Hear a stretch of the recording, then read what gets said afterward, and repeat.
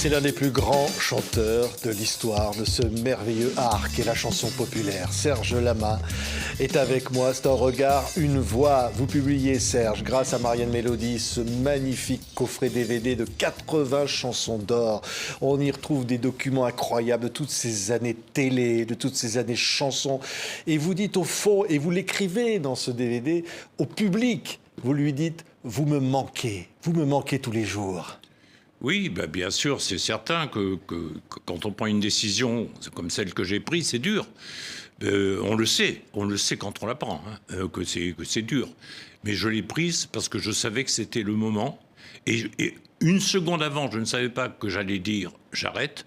Et une seconde après, j'ai dit j'arrête. C'est même pas un truc que j'ai réfléchi. C'est un truc que j'ai décidé. J'avais enregistré tout mon dernier disque. J'avais fait toutes mes chansons. Et tout d'un coup, je dis à Sergio Tomassi, qui est mon ami, mon frère, c'est depuis 20 ans. Et je lui dis, chez Sergio, j'ai dit j'arrête. Ouais. Et il n'était pas surpris non plus. C'est bizarre, il n'était pas surpris non plus. Et puis, voilà, c'est fait. Ouais. J'ai arrêté. Oui, avec quand même ce disque qui est arrivé, qui s'appelle Aimer, avec la même pochette que l'album Rouge, cet album mythique qui est là. Oui, c'est peut-être un peu changé votre vie. Et là, on voit les deux pochettes, là. Oui, c'est-à-dire que j'ai tenu à ce que c'était. Je me disais, je vais avoir des complications, ils vont pas dire oui, etc. Et puis finalement, tout le monde a dit oui.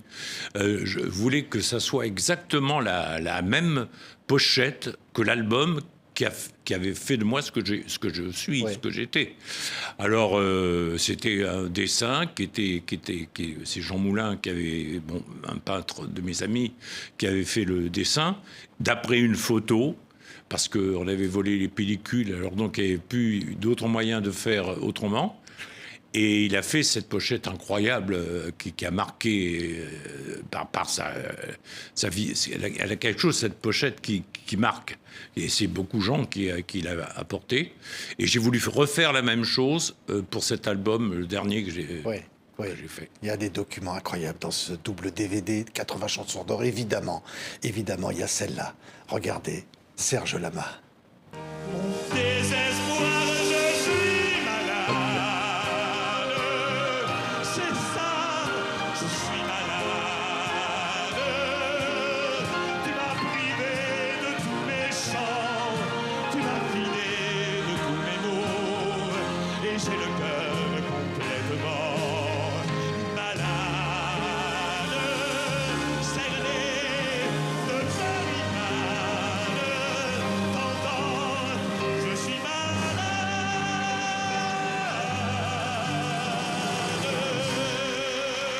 Incroyable document, Serge. Incroyable document. Oui, puis c'est des bons souvenirs. C'était l'époque du costume noir en première partie et du costume blanc en deuxième. Et évidemment, je terminais quasiment toujours par « Je suis malade ». Des fois, il y avait 2-3 chansons derrière, mais c'était des rappels. Je chantais Star, des fois, en rappel, ou La vie simple et tranquille, ou des chansons comme ça. Mais c'était « Je suis malade » qui terminait véritablement le tour de chant. Je ne pouvais pas la chanter trop tôt, je ne pouvais pas la chanter... c'était sa place. Ouais, incroyable chanson, on va en reparler. Mais d'abord, il y a les tout débuts. C'est elle qui m'a fait. Hein. Oui, les débuts, je pense, à une chanson qui s'appelle « À 15 ans ». Je crois que c'est votre premier disque, Serge. Oui, puis c'est une chanson que j'ai écrite très jeune. Hein. J'avais 12 ans et demi ou 13 ans, je ne me souviens pas. J'ai écrit ça à 15 ans, j'avais la main pleine, mais je savais pas ce que j'avais à 15 ans, puisque j'y étais pas. Alors j'ai écrit beaucoup de chansons comme ça quand j'étais adolescent, quoi. Et celle-là en fait partie, et ça a été mon cheval de bataille dans la première partie, le début de ma carrière. À l'Écluse, c'était mon cheval de bataille. À Bobino, quand j'ai fait Brassens Barbara, c'était mon cheval de bataille aussi. C'est une chanson qui marchait très très bien sur le public. Ouais, on la retrouve ici, regardez, un Serge Lama tout jeune dans ce DVD, à 15 ans. Oui, puis c'est 80 80 chansons. J'ai eu du mal à les choisir d'ailleurs, parce que choisir des extraits de sa vie, des moments de... C'était très, très dur pour moi de regarder toutes ces images que je voyais. En plus, on choisissait sur 3 ou 4 versions. Alors, c'était très, très dur et ça a été une semaine très difficile. Mais mon ami... Mathieu Moulin, Marianne Mélodie, Ouais. voilà, nous offre ça, regardez, à 15 ans. Serge Lama. À 15 ans, c'est en ribambelle que les belles fées s'en venaient battre de l'aile à mes chandelles. Je savais si bien les aimer. À 15 ans, j'avais du panache et je n'écoutais que ma voix. À 15 ans, faudrait que l'on sache qu'on n'est jamais heureux qu'en soi. Vous voyez ce jeune gamin là, Serge? Arrogant un peu. Il y avait une forme d'arrogance que j'ai eue jusqu'à presque... qui a précédé ma réussite, parce qu'il fallait que j'affirme que je réussirais pour réussir, parce que j'avais tout contre moi. Avec cet accident, je boitais, j'avais tout contre moi, donc il fallait que je m'impose. Et mon père n'avait pas réussi, et je savais dès le départ que si je ne m'affirmais pas, je ferais comme mon père, je partirais... ma vie partirait en quenouille, et je voulais pas. J'étais très ambitieux quand j'avais cet âge-là. Après, ça m'est un peu passé parce que je chantais tellement que j'étais rassuré, quoi. Ouais. J'étais rassuré, je vivais une vie de fou, quoi. 250 dates par an, la folie, quoi. C'est incroyable aujourd'hui, on peut même pas, en rêve, penser une chose pareille. Et je l'ai fait. Je l'ai fait pendant 10, 12, 15 ans, quoi. Et ça a été... Puis après, bon, les années 80, je me suis calmé un peu. Puis de toute façon, dans les années 80, on ne pouvait plus faire 200 dates par an. J'en faisais 80, 100. Ouais. Vous n'avez rien demandé, vous n'avez rien eu. Vous avez fait ce que vous avez voulu, Serge? Oui, je pense, oui. Ouais. Je pense. On entend les ballons rouges. Je pense que je peux le dire. Ouais. Les ballons rouges. Vous n'avez pas eu de ballons rouges quand vous étiez gosse dans votre quartier? Non. J'étais un enfant très seul, surtout. Très seul, isolé par peut-être ce que j'avais dans la tête. Isolé avec des parents qui se battaient tout le temps, enfin qui se querellaient tout le temps. Et c'était très difficile. Et puis moi, je prenais le parti de mon père, puisque c'était lui qui chantait. Et moi, c'était ça que je voulais faire. Ouais. J'ai vu mon père chanter, j'avais 5 ans, je m'en souviens, à Lormont, près de Bordeaux. Et je me suis dit, il faut jamais que tu oublies ce jour. Voilà ce que je me suis dit ce jour-là, à 5 ans. 5 ans. Et donc, je peux presque dire que c'est là que le petit virus est rentré dans ma tête. Ouais. Il y a un clip, une chanson qui s'appelle « Je débute » d'un album précédent. On va voir, en même temps, sur ce clip, il y a des images d'archives. On vous voit arriver sur scène, on va voir ces images. « Je débute », oui, je débute. Oui. C'est un clip d'ailleurs un peu cinéma, quoi. Ouais. C'est bien fait, très, très bien fait. Qu'on retrouve également dans ce double DVD. Mais dire « je débute » comme ça, il fallait avoir du culot. Je débute, j'y vais, je fonce. Ben oui, c'est ça. Mais toute sa vie, vous savez, les chanteurs passent leur temps à débuter. Parce que tous les 2 ans, voire tous les ans, pour ceux qui faisaient une rentrée tous les ans, vous mettez votre titre en jeu. Comme un champion. Et donc, tous les 2 ans au Palais des Congrès, je débutais. Et après, quand c'était l'Olympia, je débutais. J'ai toujours débuté. Et puis, il faut avoir cette mentalité-là pour avoir la force de le faire. Ouais. Si on ne se dit pas « je débute, il faut que j'y aille », on ne peut plus y aller, quoi. Ouais. Se dire toujours l'image, effectivement, vous l'avez dit, de votre papa. Se dire, c'est pas gagné, ça ne sera jamais gagné. Non, c'est jamais gagné. Il faut se battre toute une carrière pour arriver au résultat que j'ai eu. J'ai eu des hauts et des bas, mais je me suis sorti des bas parce que je voulais et que je me battais tout le temps. Je trouvais des idées, quand sont arrivés les Berger, les Goldman, tout ça, des gens qui renouvelaient la chanson française. Il fallait que je trouve des... Alors j'ai fait le premier un grand orchestre, un orchestre symphonique, et ça a été un succès considérable. Et derrière, beaucoup d'artistes se sont enquillés derrière en se disant, voilà une belle solution pour... mais c'est vrai que c'est moi qui ai débuté. Ouais, regardez quelques instants Serge Lama qui débute, regardez ces images. Ma matière brute, au milieu de fourmis et de fleurs, tous les soirs j'ai peur à la même heure. J'ai l'orgueil à moins de zéro, malgré mon statut de héros. Si demain on dit dans les journaux que c'était le combat de trop, je dirais. Vous parliez du combat de trop, là, dans cette chanson, j'entendais. Oui, oui, Pas oui. le combat de trop. Ça a été mon Ouais. obsession, ça. Ouais. Depuis que j'ai vu Reggiani, pour ses 70 ans, faire un spectacle où il était quasiment mort sur scène, c'est un truc qui m'a beaucoup frappé, parce que j'aimais beaucoup Reggiani, et je me suis dit jamais ça. Jamais ça. J'ai vu Traîner aussi, j'ai dit jamais ça. Et je ne citerai pas d'autres artistes que j'ai Piaf, vus. peut-être, à la fin de sa vie, que les gens venaient voir en se disant, Au dernier elle va Olympia, peut-être- oui, effectivement, elle était plus tout à fait ce qu'elle était, mais enfin, ça y allait quand même encore. Je l'ai, parce que j'y étais. Ouais. Alors, c'était encore quelque chose, Pierre. Ouais. Et Brel qui a dit bye bye. Ça, c'est un truc. Vous l'admirez tellement, Brel. Ah, Brel, la soirée. Pour moi, il y a la soirée d'Amsterdam, quoi. J'y étais. J'ai eu cette chance extraordinaire. L'Écluse m'a donné la permission d'aller voir, de pas chanter et d'aller voir Brel. Et j'ai vu une chose que je n'ai jamais vue de ma vie. Ce que j'ai vu ce soir-là, je ne l'ai pas vu avec des Américains, je ne l'ai pas vu avec même des grands chanteurs français. Si peut-être Charles, quand il avait fait Je me voyais déjà, à l'Alhambra. Ça, je l'avais vu, une salle très froide, et d'un seul coup, il arrive avec cette chanson. Il y avait un effet comme ça. Mais là, Amsterdam, on ne peut pas s'imaginer ce que c'était. D'ailleurs, tout le monde dit la soirée d'Amsterdam. C'est fou. Mais moi, je me Et rappelle. c'est le oui. disque qu'il a vendu le plus. Hein. Ça a été la folie. Il a enregistré le soir même. C'était enregistré. Et c'est sorti. Et il est resté dans les hits, lui qui n'était jamais Ouais. vraiment dans les hits. Ouais, je me souviens, moi, un soir à la télévision, j'ai entendu cette voix, vous allez l'entendre là. Et j'ai vu un chanteur comme ça. La télé peut-être était en noir et blanc. Et j'entends ça. Écoutez. Entre le ciel et l'eau,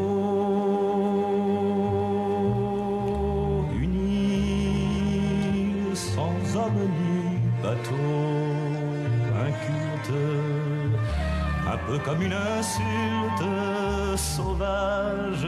Là, c'est vraiment, il y a quelque chose. Le public se dit devant sa télé, bon, ce chanteur-là, il ressemble pas aux autres. Il a un truc, il a quelque chose au fond, là. Il a quelque chose à nous dire. Oui, c'est ça. Je pense que j'avais quelque chose à dire, que j'ai dit dans beaucoup de chansons. J'avais plusieurs choses à dire, heureusement, parce que sinon, si j'avais qu'une seule chose à dire, ça aurait tourné en rond. Et je crois que je me suis exprimé assez largement et que j'ai fait le tour de toutes mes préoccupations. Alors bien sûr, il y a toujours des chansons que je n'ai pas enregistrées et que je regrette, parce que c'était des belles chansons, mais il y a des chansons qui n'ont pas de chance. C'est que tout d'un coup, il y a 12, il y en a une qui pousse l'autre et on ne la chante pas, quoi. Ouais. Vous voyez Barbara, chaque soir, Tous les soirs. sur la Je scène, regardais vous tous les apprenez le soirs. métier avec Barbara. Bien sûr, avec la meilleure. Alors elle était au piano, elle pouvait en faire qu'avec le visage. Donc c'était tout dans la sobriété, mais une sobriété d'une force extraordinaire, merveilleuse. Et j'ai vu éclore Barbara en tant que star. À Bobino, j'ai eu cette chance. J'ai vu ce que c'était une femme que je connaissais tous les jours, qui tout d'un coup devenait une autre, elle appartenait plus à elle, elle appartenait au public. Et là, c'est une chose qu'on a du mal à comprendre. C'est que tout d'un coup, on ne s'appartient plus. On appartient aux autres. Elle a toujours lutté pour ne pas appartenir aux autres, Barbara. Mais quand même, elle appartenait au public. Ouais, non mais quelle leçon. Puis alors, il y a une chanson de vous, Serge, c'est La chanteuse à 20 ans. Et c'est pas forcément Barbara, mais c'est quand même quelque chose que cette femme qui se maquille. Et C'était cette Marlène solitude. Dietrich, en fait. Oui, cette solitude après la scène. Oui. Je l'ai vu. J'ai vu beaucoup de femmes se démaquiller, des femmes qui commençaient à être âgées. Et il y avait quelque chose, parce que les hommes, ils ont un petit avantage là-dessus. Je voyais quelque chose qui était terrible. Et donc, j'avais ça au fond de moi, cette envie de dire ça, quoi. Ouais. Puis il y a cet accident, vous en avez parlé, Serge. Il y a un moment où il a fallu un courage, je peux vous le dire quand même, le courage de dire je vais pas en rester là. Vous avez tout perdu, vous avez perdu la femme que vous aimez dans cet accident. Oui. Oui, non, j'ai tout perdu. J'ai perdu ma jambe, j'ai perdu la femme que j'aimais, j'ai perdu le frère d'Enrico Macias qui était mon chauffeur. Et j'ai perdu, heureusement, que l'envie m'est restée et que je suis reparti vraiment avec l'envie de prendre mon destin en main malgré tout. Et c'est là où presque je dirais que c'est grâce à l'accident que j'ai passé un cap. Là, tout d'un coup, je suis monté, j'ai voulu. Il y a des choses que j'ai voulu encore plus et qui me sont arrivées. Ouais. Parce qu'il fallait me sortir de l'accident déjà. J'aurais pu mourir. Mourir, parfois, c'est un choix. J'ai choisi de ne pas mourir. Vous avez choisi. N'avez-vous pas voulu mourir? Vous auriez dû mourir. Oui, j'aurais dû mourir, oui. Ouais. Oui. Officiellement, je peux vous le dire, j'aurais dû mourir, parce que j'ai des scènes qui me viennent dans la tête, que j'aurais dû mourir, oui. Qu'est-ce qui vous a fait que vous avez dit non? Eh bien, une chose qu'on ne peut pas expliquer, qui est en vous. Et tout d'un coup, vous dites non. Ben non, ça ne sera pas comme ça. Et vous tapez du pied, si j'ose m'exprimer ainsi, c'est malvenu peut-être, mais oui, vous tapez du pied, vous tapez de l'âme, vous tapez du cœur, vous tapez de la force que vous avez en vous. Et puis voilà, vous rejaillissez. Ouais. Et de ça... Plus fort que vous n'étiez, comme dirait Nietzsche. Vous êtes plus fort après qu'avant, quoi. Et l'envie d'écrire ça, d'écrire cette rage, au fond, on va entendre d'aventure en aventure, qui raconte cette femme, qui raconte ce manque de cette fiancée que vous avez perdue. Oui, il y a beaucoup de chansons qui parlent de... Mais celle-là est la plus connue. Mais il y a eu beaucoup de chansons. J'ai écrit longtemps pour Liliane. Sans le savoir, ma plume allait vers elle. Ouais. C'est une femme que j'adorais, comme j'ai aimé Michel, que j'ai aimé. J'ai aimé, ça a été aussi une des forces de ma vie. C'est l'amour, au fond, j'ai presque dire, qui vous a donné envie de vivre. Oui, bien sûr, ce sont les dames qui m'ont donné des grands cadeaux régulièrement, si je puis m'exprimer ainsi. Des dames de ma vie, les dames que j'ai rencontrées, qui sont moins connues, mais qui m'ont aussi aidé, qui m'ont appris d'autres chemins, d'autres choses. Parce que j'ai fréquenté pas mal d'intellectuels, enfin de femmes qui étaient au-dessus de la mêlée, quoi. Ouais. Et alors, votre papa, qui faisait de l'opérette, vous en avez parlé, qui à un moment donné, c'est votre maman qui dit c'est pas possible, et vous assistez à ça. C'est terrible de se dire au fond... J'entendais ça tous les soirs, surtout parce que j'étais... Je veux faire ce que mon père aurait voulu faire, c'est ça? Oui, c'est ça, c'est le but, parce que tous les soirs, j'entendais ma mère qui parlait doucement, mais j'entendais, qui lui disait « Georges, il faut arrêter, c'est pas possible, on peut pas continuer comme ça, on peut pas continuer. » J'ai vu mon père en larmes dans mes bras, qui pleurait en me disant je suis obligé d'arrêter. Et moi je lui dis papa, tu peux pas arrêter, papa, tu peux pas arrêter, il faut que tu continues, on se débrouillera, parce qu'elle voulait pas qu'il parte en tournée. Alors évidemment, s'il part pas en tournée, il y a moins d'argent à la maison. Si elle était jalouse, elle avait des raisons, mais elle était jalouse maladivement, je dirais. Ouais. Et un jour, vous l'avez vu arriver rouge, malade, pas bien? Ben, je l'ai vu arriver, c'était l'hiver 54, l'hiver de l'abbé Pierre, pour ceux les plus anciens s'en souviendront. C'était un hiver terrible, froid. Et il y avait un vélo Solex, il allait vendre de la bière, faire du porte-à-porte. Et je l'ai vu arriver rougeau, cet homme que je voyais maquillé, poupougné, tout ça. Et tout d'un coup, j'ai vu un homme qui avait perdu sa vie. Et je me dis, moi non. Je me suis dit, moi non. Ouais. Quelle émotion, Serge. que ce document qu'on trouve évidemment dans ce double Oui, il y DVD. a tout là-dedans. Un document Il y a extraordinaire. Et Ouais, quand papa ouais. chantait, il m'a fait aussi il m'a enregistré Mathieu C'est Moulin. quand papa chantait. On va vous voir, grâce à Mathieu Moulin, à Marianne Mélodie et ce double DVD, on va vous voir avec votre papa quand vous êtes triomphant et lui, vous l'invitez sur le plateau et vous lui donnez cette lumière qui est la vôtre. Regardez. Elles sont si bon, la France. Papa, parlez-moi d'amour. Faut la voir en escalade avec les marins de la rade.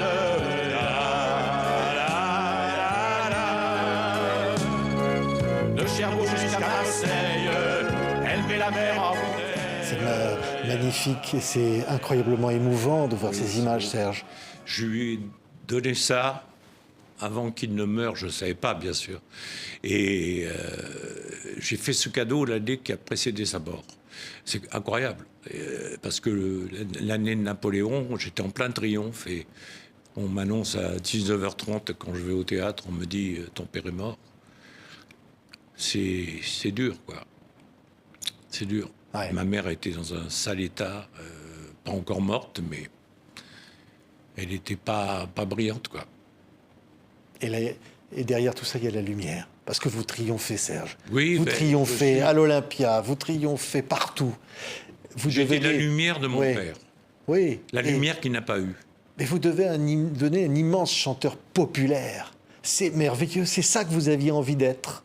Oui, je voulais devenir un chanteur populaire, un chanteur aimé par tout le monde, comme Piaf, comme les gens, comme Brel,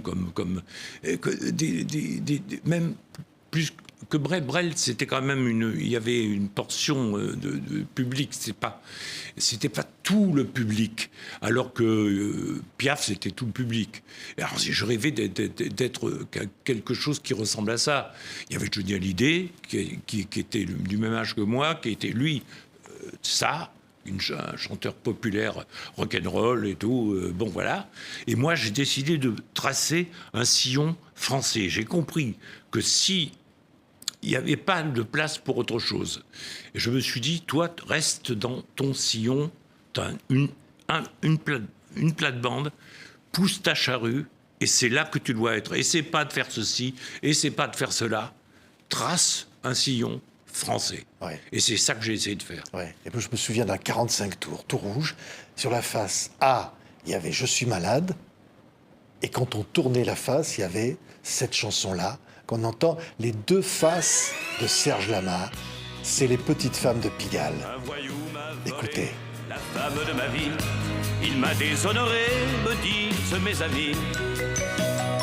Mais je m'en fous pas mal aujourd'hui. Mais je m'en fous pas mal car depuis chaque nuit, je m'en vais voir les petites femmes de Pigalle. Quand je dis les deux faces, oui, c'était les deux faces du disque. Tout à fait. Et en plus, il faut pas oublier que c'est cette chanson, Les Petites Femmes de Pigalle, qui a lancé le disque. C'est pas « Je suis malade ». Je suis malade, Dalida m'appelle et elle me dit « Est-ce que je peux chanter la chanson ?» Je lui dis « Dali, les chansons, elles sont faites pour être chantées ». Et donc, elle enregistre dans la foulée « Je suis malade ».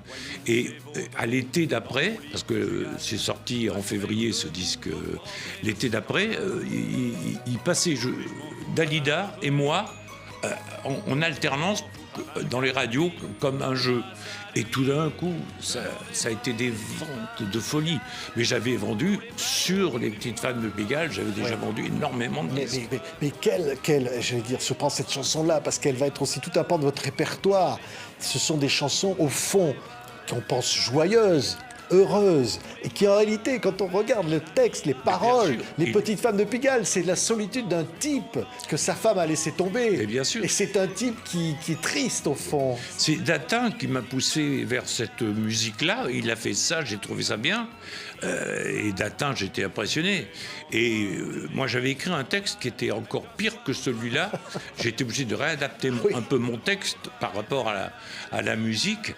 Mais c'est ça qui m'a poussé vers... effectivement, c'est une chanson. C'était parti pour être une chanson terrible. C'est ça. Et vous avez tendance à écrire d'ailleurs des chansons terribles, Serge. Sur des rythmes joyeux. Parce qu'au fond, ça c'est quand même significatif au fond. On ne peut pas, on n'a pas le droit de pleurer. Pleurer, tout ce que vous avez vécu, Serge, vous vous dites au fond, il faut essayer d'en rire, même si c'est tragique. Oui, ben Vous voilà, vous on dites essaie ça. de faire ça tous. D'ailleurs, tous les gens qui nous regardent, on essaie tous de faire ça. Vaut mieux en rire qu'en pleurer, parce que pleurer, ça sert à rien. C'est comme se retourner sur son passé. Ça sert à rien. Il faut vivre l'instant présent, il faut être vivant. Et puis voilà, c'est tout. Le reste, c'est pas très important. Ouais, quand j'entends ces phrases, ça sert à rien, ça sert à rien, ça me rappelle. Et puis on s'aperçoit un autre titre de vous. Oui, on c'est écoutera ça. tout à l'heure. La mais c'est chanson vrai. la plus terrible Ah oui, que j'ai écrite, il y a tous mes thèmes. Oui, oui. Il y a 4 thèmes, et il y a tous mes thèmes dans cette chanson. Ah oui. Non, mais il y a quelque chose de poétique dans vos textes qui est absolument incroyable. Ce sont des carnets d'un adolescent éternel C'est qui ça. s'interroge sur la vie, qui C'est ça, s'inquiète de la c'est ça. solitude et de la mort. C'est ça vos chansons. Oui, oui, Serge. c'est ça. Et la difficulté d'être aussi, c'est pas simple d'être, que même quand on est très connu, on a des problèmes d'hommes, des problèmes de tous les jours, malgré tout. Même si j'ai une vie rutilante et pleine de joie, j'ai aussi des drames épouvantables. Ma vie a été jalonnée de drames, quand même. Ouais. Donc il a fallu les supporter. J'ai parlé déjà de mon père, ma mère, il y a eu un accident. Enfin, j'ai quand même une vie qui est lourde. Hein. Ouais. Mais quand même, j'allais ajouter quand même quelque chose, c'est l'amour du public. Parce que là, il y a quand Oui. même le public, à un moment, Oui. vous porte. Et vous avez dit dans une très belle interview avec Mathieu Moulin, qu'on trouve sur Internet, vous avez dit, à un moment donné, j'ai senti ce que j'étais devenu, voilà, une vedette, une star. Je l'ai senti à un moment. Oui, oui, il y a un moment, ah, ça y est, c'est arrivé. C'était à Toulouse. Très exactement, tout d'un coup, je rentre à Logrin, alors que j'étais déjà vedette star depuis déjà un an à peu près. Et je rentre sur scène, tout d'un coup, j'entends la déflagration du public. Et tout d'un coup, je prends conscience et je me suis dit, ça y est, t'y es. Il m'a fallu un moment pour comprendre. Ouais. Ça y est, t'y es. Ouais, il y avait ça qui est arrivé après. Et alors, on va voir un document, encore extrait de ce double DVD. Vous êtes accompagné par une pianiste qui va beaucoup compter dans votre vie. Regardez ces images. Et moi, il y a des berceaux blancs où tous nos enfants s'endorment déjà. Vois tout ce que tu veux, tout ce que tu as est déjà chez moi.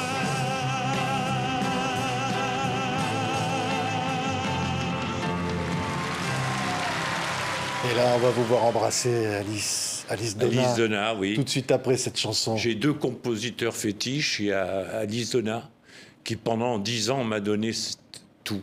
Elle m'a donné toutes les chansons populaires qui me manquaient. Je suis malade, bien sûr.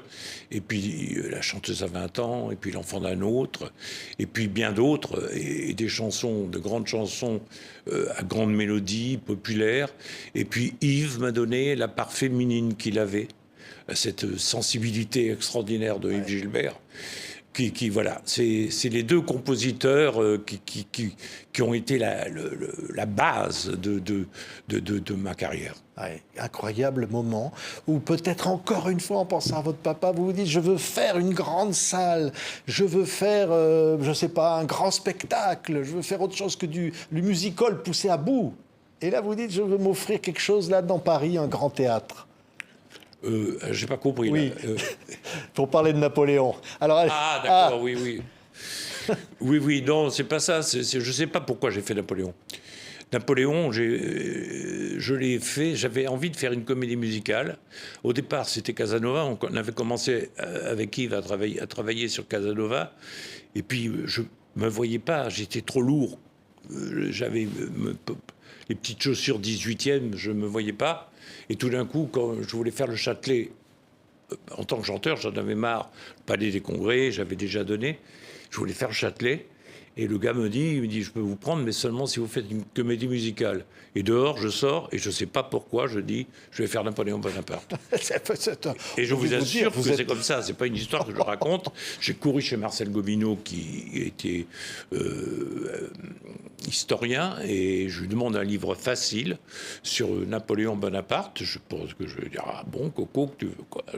Ben, je lui dis il m'a donné le Bordeneuve et j'ai commencé sur le Bordeneuve à travailler et j'ai travaillé les mots venaient comme ça quoi. Comme ça. Ah oui Mais à c'était- quel succès, mais quel triomphe que ce Napoléon de Serge Lama, parmi lesquels évidemment il y a une chanson, c'est Marie la Polonaise. Écoutez, Serge Lama. Inaccessible, moi, je sens que sous ta peau coule la braise rouge de ton sang. Marie, douloureuse, Marie, départ, Marie, je pars, Marie, j'ai peur. Marie. Là, non, mais là, c'est c'est du grandiose. Là, on imagine on les voit, on voit Marie la Polonaise. Oui, non, Ah. c'est une chanson merveilleuse et d'ailleurs je l'ai prise dans mon tour de chant parce que elle était presque hors Napoléon. Ouais. D'une certaine manière, elle sortait du lot, quoi. Ouais. Et bien sûr, c'est Le disque Marie-Valeska, s'appelait mais J'assume tout. Hein. voilà, j'assume tout. Oui. Et d'ailleurs, ce disque, contrairement à la légende, ce disque a beaucoup vendu.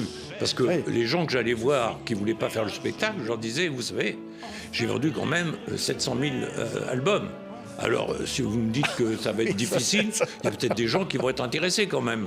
Alors, voilà, ça fait partie de ces bizarreries que tout d'un coup, j'ai pu faire ni Mogador, ni le Châtelet. Ouais. Et j'ai été contraint de faire ça dans un théâtre qui avait 1000 places, ce qui était quand même petit pour une production qui était très coûteuse.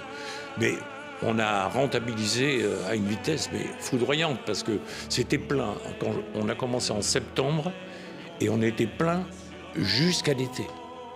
C'est un truc qu'ils n'avaient jamais vu au théâtre. Ils étaient et là, c'est ça, un truc comme ça. C'était le miracle de Napoléon. Ouais. Il y a sur ce dernier album là, qui s'appelle Aimer, un duo qui vous tient à cœur. Parce que s'il s'appelle Aimer, vous continuez d'aimer, Serge. Et vous continuez Oui, d'aimer. je continue d'aimer. Et c'est une demoiselle avec qui je vis depuis déjà 20 ans. Un amour inconditionnel, merveilleux. Et d'ailleurs, il y a une chanson dans le disque qui dit mon hésitation que j'ai eue par rapport à notre différence d'âge, parce que je trouvais que c'était pas bien. J'ai écrit la chanson, mais elle m'a tellement aimé que j'ai fini par lui dire oui quand même. Oui. Alors ça, c'est Aimer, extrait du nouvel album de Serge, mais ça résume tout. Écoutez. On aura beau dire et beau faire, c'est comme le bruit de la mer, ça vous fait supporter l'hiver. Aimer, c'est plus haut que la tour Eiffel, c'est des cœurs, des corps de Babel qui se hissent vers l'éternel, ça vous fait désirer le ciel. Aimer. C'est magnifique. Alors ça, je dirais, moi, personnellement, c'est aznavourien. Hein. C'est Ah oui aznavourien. Ah oui, J'imagine bien Charles chanter ça.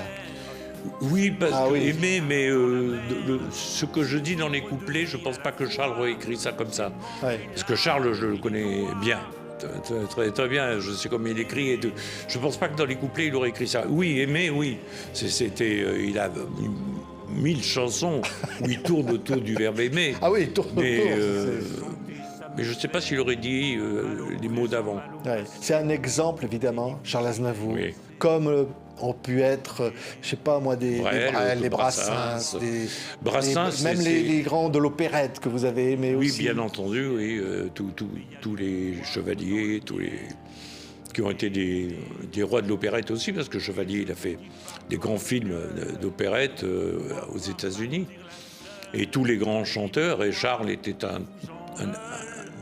c'est l'homme le plus lucide que j'ai connu il m'a tout expliqué dès le départ. J'avais 21 ans, j'étais chez Régine, qui voulait que je vienne tous les soirs, au New Jimmy's, et Charles m'expliquait tout. Et j'ai passé une nuit à écouter tout et à retenir tout. Et vraiment, et tout ce qu'il me disait était vrai. Je l'ai vérifié par la suite. Ouais. C'est vrai que tous les soirs, c'était votre boulot d'aller chez Régine. Oui, tous les parce soirs, que- c'était votre boulot d'aller passer la nuit dans la boîte de Oui, nuit parce de qu'elle Régine. Elle voulait que je la connaisse bien pour lui écrire des chansons. Et je sais pas, une sympathie aussi qui s'est liée avec elle, ça c'est certain. Et pendant 6 mois, j'ai passé alors moi qui n'avais pas un rond, quoi. Je vivais dans le luxe le plus complet. C'est parti de sa cour. Elle m'amenait même aux Normandie quand elle allait à Deauville. Enfin bon, la vie avec Régine, c'est un chapitre. C'est une femme incroyable. Incroyable. Ouais. Ce qui est Costaud. magnifique. Ouais. Ah ouais. Non, mais quand on revoit, parce que c'est formidable ce double DVD là, qui est là chez Marianne Mélodie, il y a un document, moi je trouve parmi tout ça, bon bien sûr, c'est, je le disais, cette chanson qui s'appelle « Et puis on s'aperçoit ». Vous êtes jeune débutant, mais il y a une force, vous êtes transpirant. Oui. À la télévision, dans une de ces incroyables émissions qu'on retrouve dans ce DVD. Je ne sais pas où c'était, mais il y avait Chancel, il y avait tout ça, il y avait des choses formidables. Regardez ce document, regardons-le, et puis une on chanson que s'aperçoit... j'aime beaucoup. Ah oui, regardez Serge Lama. On rencontre un matin quelqu'un qui nous ressemble, un qui est étranger parmi ces étrangers. On échange des mots et quelques vers ensemble. À ces instants, on croit que la vie va changer. Et puis, on s'aperçoit que de parler, ça sert à rien. Et puis on s'aperçoit que de se taire, ça sert à rien. Alors on dit, n'importe quoi. Je trouve c'est absolument sidérant, la force qu'il y a dans ce Oui. document. Sidérant. Et surtout les choses que je dis pour un gamin que j'étais à cette époque-là, écrire une chanson comme ça qui est complètement sans issue. On peut dire qu'on pourrait écrire chanson sans issue, parce que ce soit l'amour, que ce soit l'amitié, que ce soit le partir, voyager, il n'y a pas de solution. Et après, il reste la mort à la fin qui elle, est une certitude. Ouais. En fait, c'est une chanson de sceptique. Oui, mais en même temps lucide. Lucide, bien sûr. D'une lucidité parfois même presque terrifiante, Oui, oui. mais qui est nécessaire et qui fait du bien au fond. On se dit, ça fait du bien de voir la vie telle qu'elle est. Oui, ça fait. En tout cas, moi, j'avais un plaisir fou à chanter cette chanson. Parce qu'il y avait des choses à dire derrière ce que je disais. Je pouvais interpréter. C'était puissant, ce qu'il y avait derrière. Je m'appuyais sur quelque chose. Ouais. Ça, c'est très important, les mots. Quelle incroyable chanson. Il y en a une autre comme ça qui va venir, on va l'entendre. Mon enfance m'appelle. Et je trouve aussi qu'elle est absolument extraordinaire dans ce qu'elle dit de vous et de nous, parce qu'au fond, ce sont des chansons très personnelles que vous écrivez et qui deviennent universelles, où chacun s'approprie les images qu'il veut dessus. Oui, parce que tout le monde a eu des choses comme ça, quoi. Tout le monde a eu une plage, tout le monde a eu... presque tout le monde, en tout cas, a eu une enfance où il allait au bord de la mer. Ouais. Puis après, il se pose la question, qu'est-ce que je fais, qu'est-ce que je dis, qui suis-je dans ce pays. Mais Ouais. Écoutez. Pour devenir vieux, que mon enfance disparue, quel était le Quel nom était- de ma rue? Qu'ai-je fait, qu'ai-je dit, qui suis-je en ce pays? Quelle fleur a courbé sa tige sous mes pas pour que je sois tombé tout à coup, aussi bas. aussi bas? Mon enfance prend ma main, puisque tu es sur mon chemin. C'est magnifique. Je pense à la chanson de Barbara, Mon enfance aussi. Il y a quelque chose. Oui, comme ça. Ouais. c'est une chanson magnifique aussi. Oui, c'est une chanson qui dit, là, j'étais plus gamin, j'avais 35 ans, je pense, quelque chose comme ça. Et oui, tout d'un coup, on se dit, mon enfance m'appelle sur des plages de sable, et qu'est-ce que je fais, qu'est-ce que je dis? Qui suis-je en ce pays? Je me suis posé la question, même en prenant de l'âge, quelle neige est déjà tombée dans mes cheveux. Les hommes ne sont-ils nés que pour devenir vieux? Faut déjà être... Non, mais vos chansons, évidemment, ce sont des images. On pense à des films. Je pense à une chanson comme La fille dans l'église. Oui. Ce genre de choses comme ça, qui sont absolument extraordinaires. Ce sont des photos comme ça. Ouais. Oui, tout à fait. C'est des petits tableaux. J'ai fait il y a pas mal de chansons qui sont comme des tableaux, oui, qui sont des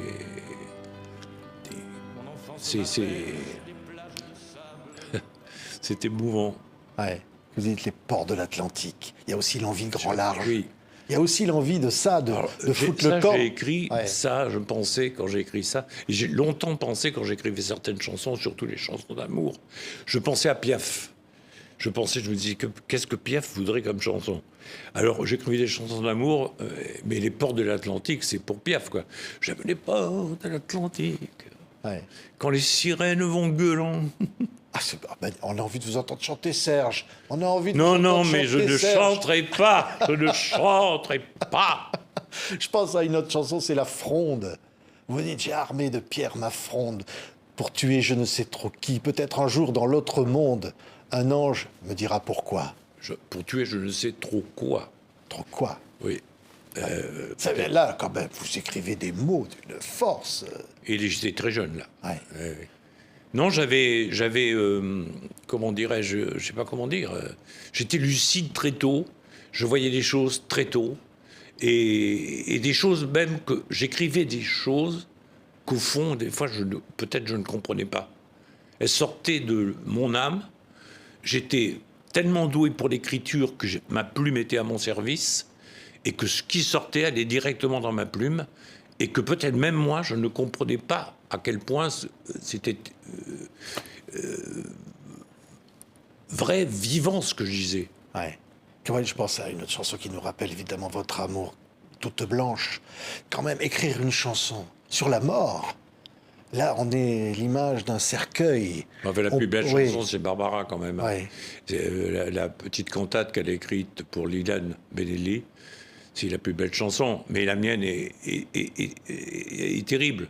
Et ce qui était embêtant, c'est que quand je chantais cette chanson, les gens, après, il fallait 2 chansons pour qu'ils se remettent de cette chanson-là. Ouais. Non mais Toute blanche, on t'a glissé sous les planches, Ouais. avec un chagrin immense.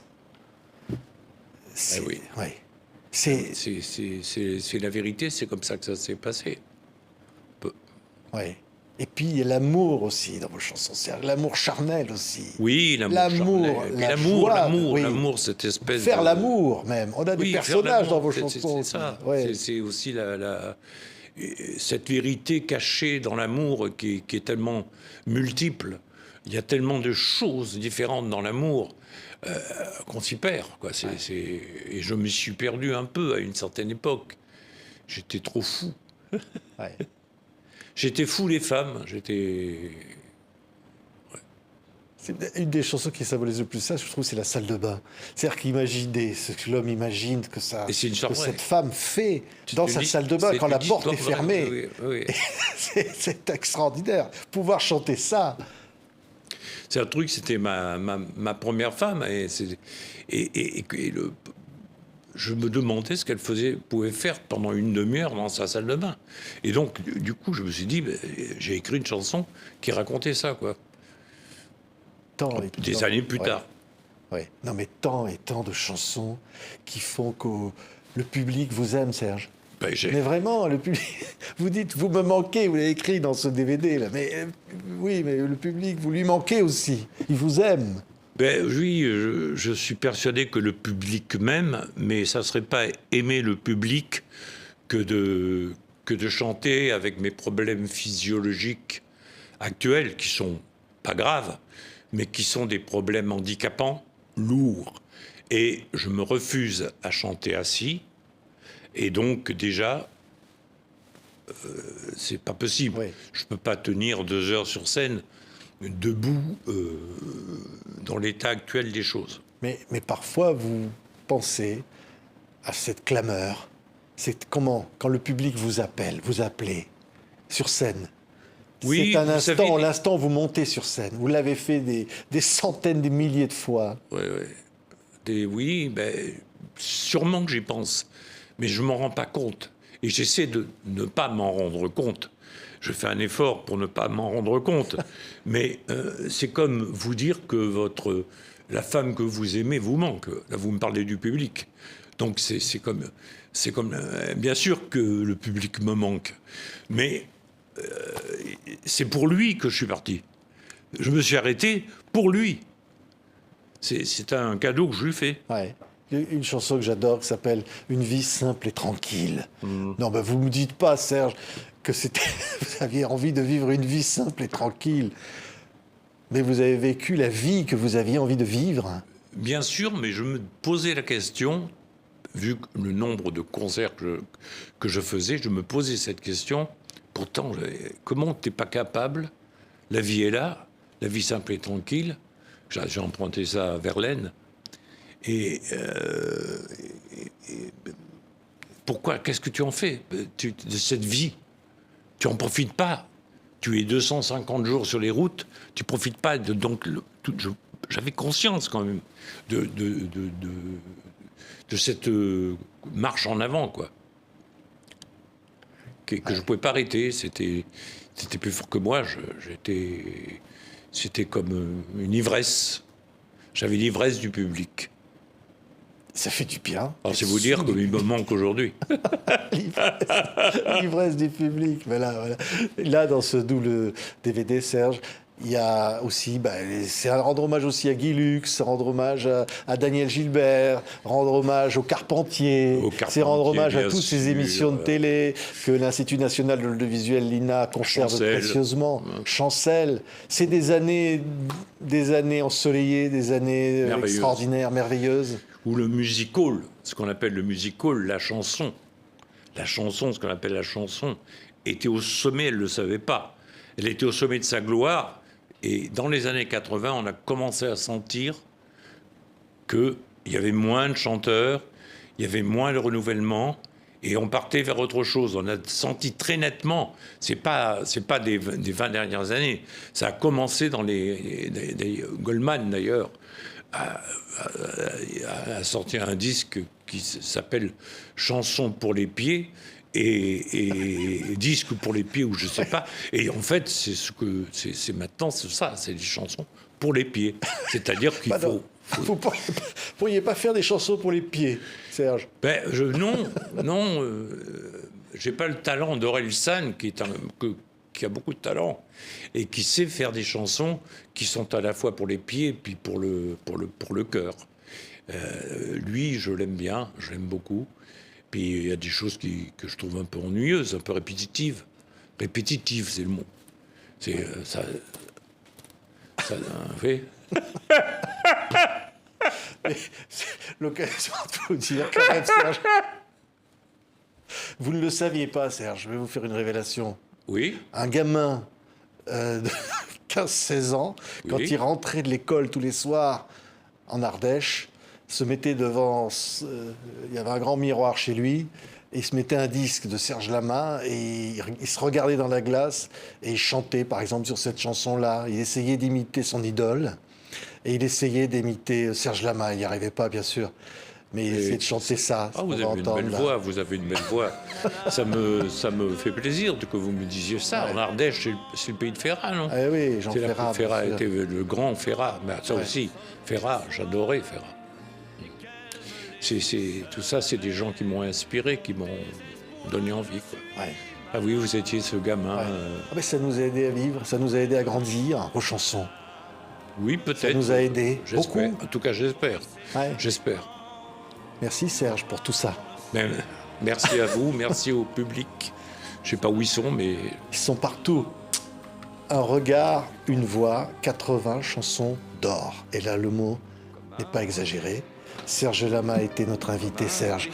Merci infiniment, on va se revoir très vite. Et la chanson continue. Elle est éternelle. Merci. Espérons. De faire semblant d'être heureux. Quand ils sont là, je bois toutes les nuits. Mais tous les whisky, pour moi, ont le même goût. Et tous les bateaux portent ton drapeau. Je ne sais plus où aller.